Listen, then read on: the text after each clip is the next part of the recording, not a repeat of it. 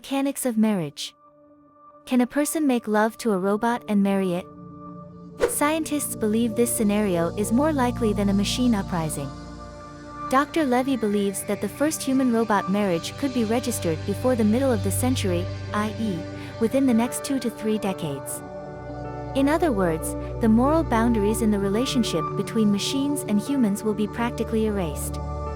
There are all the prerequisites for this. After all, every year, robots are becoming more and more similar to humans, and it is not difficult to make them very attractive.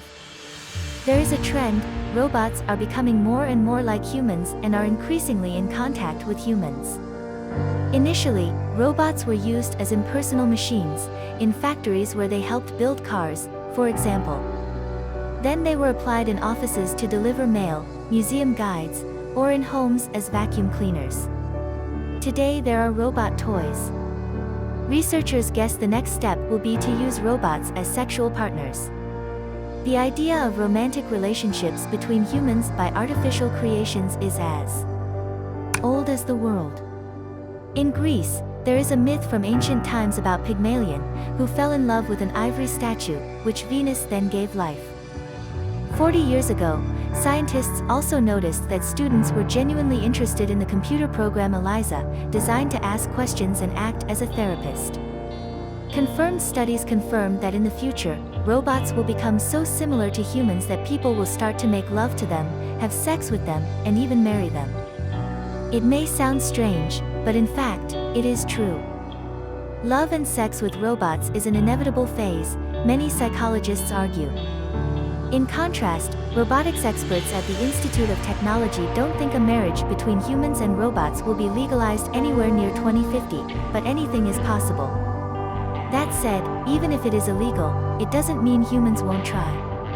According to scientists, people are very unusual and unpredictable creatures. It's doubtful that everyone will desire to marry a robot, but there will be a particular group of willing people. Even now, some people are ready to marry sex toys. Advantages and possibilities. The main advantage of human-robot marriage is that it can make people who cannot get married any other way happy.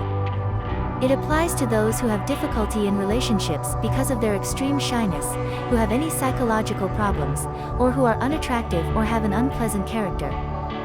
Such people, who are entirely desperate to build a relationship with others, are rare, but they exist. The possibility of sexual relations with robots is a somewhat ambiguous issue for humanity. For example, sex with a robot can serve as a way to satisfy criminal sexual urges. For example, if we give a pedophile a robot child, will this reduce or increase the frequency of criminal acts against real children? Hardly anyone is prepared to answer that question today. But it is a critical area for future research. Having a sex robot might reduce human prostitution and its problems.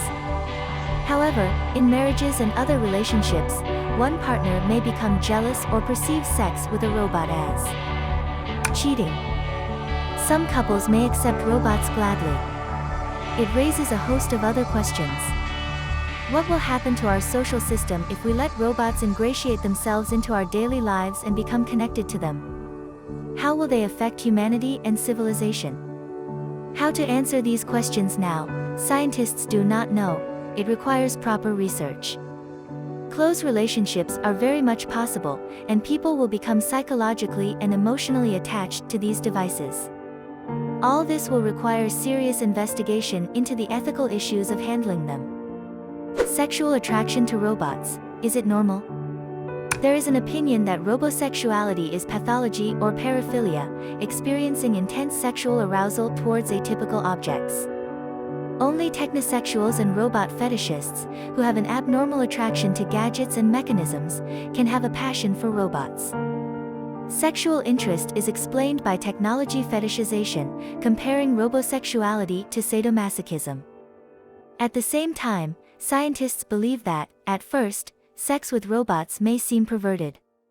But once some prestigious publication like Cosmopolitan publishes an article titled, "I Had Sex with a Robot, and It Was Great," many people will go for it.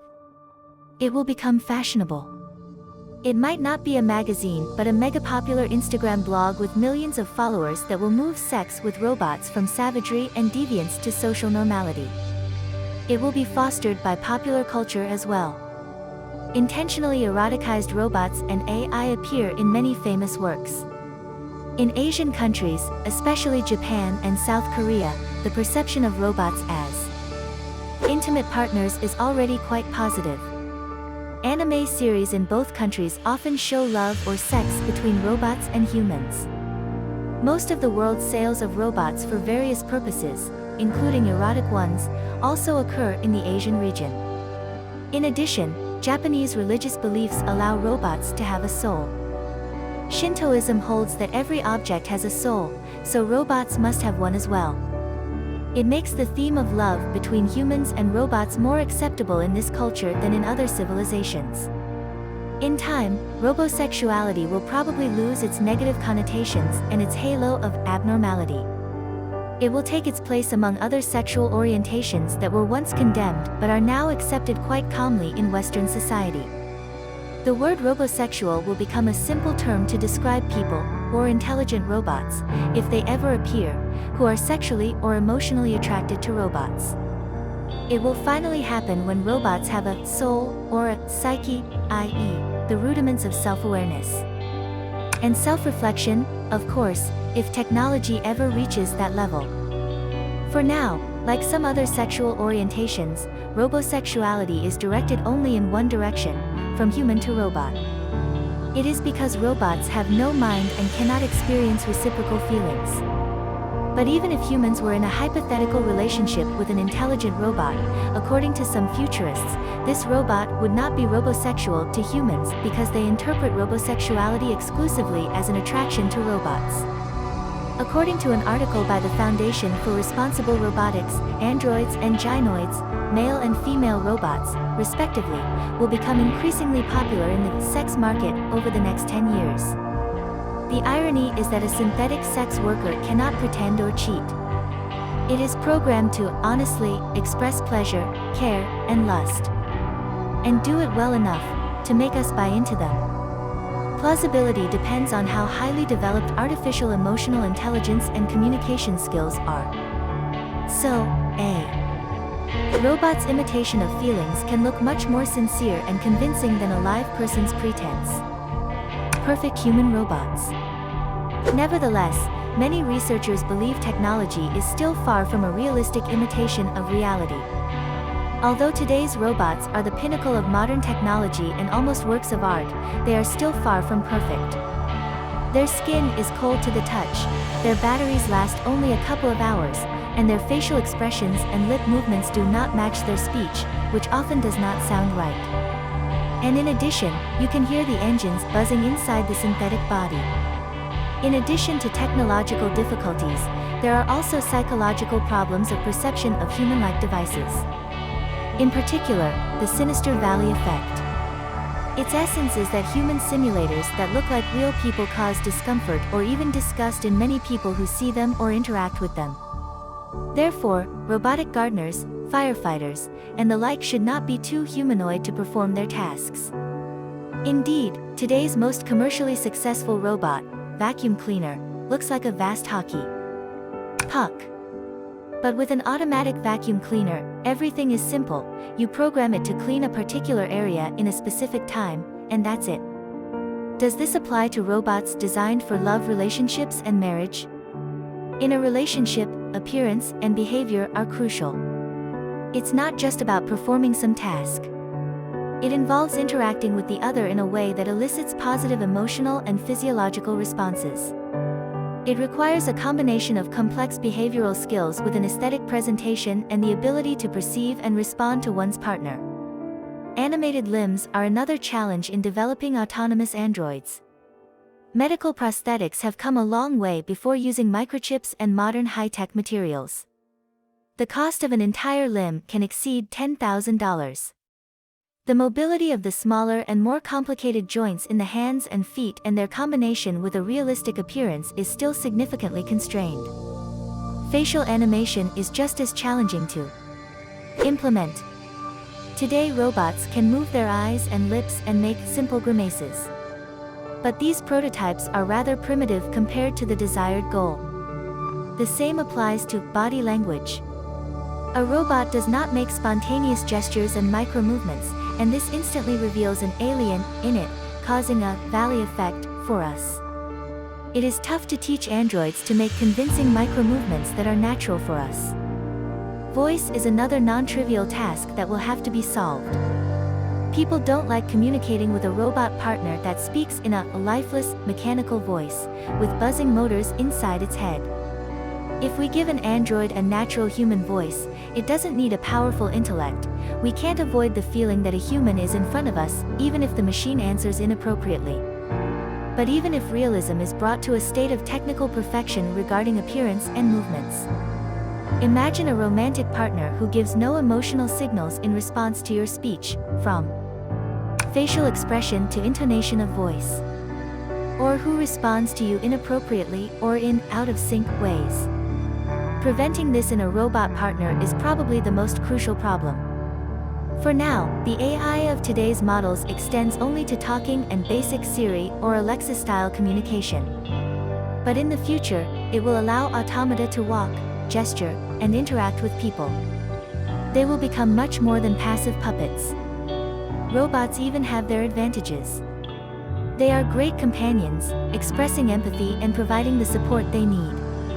In addition, robots don't get jealous, don't make claims, and don't whine. You can trust them completely. In principle, this is an ideal spouse option. It should also be taken into account that many cannot separate emotions and work, which contributes to attachment formation. All said leads to a logical conclusion: humans falling in love with robots is entirely possible. Human rights for robots. Accurate robot self-awareness is very ambitious, but it may be achievable one day. That's why some experts are already saying that machines deserve civil rights. And we need to rethink our relationship with synthetic partners. If imitating the personality of bots makes them more realistic, is it ethical to keep treating them as objects? If their artificial intelligence capabilities are sufficiently advanced, then owning such a robot can be equated with slavery and oppression. Scientists believe owning partner robots may become more problematic as technology advances. It gets more challenging to buy, trade, and treat robots as objects as they become more sophisticated and human-like. The person being acquired and sold is a slave. As a result, a robot created to look and behave like a human, which is later purchased, sold, and used as a tool, may be seen as something very much like a slave. It might be advisable to refrain from designing robots that resemble humans for this reason. However, the true sanity of robots is still a long way off, and with it, their possible rights. However, the fight for them is already underway. In particular, campaigns are being organized against the rape of sex bots. The same reasoning is used to express fears that such robots can influence society's attitudes toward women and sexual abuse of the individual.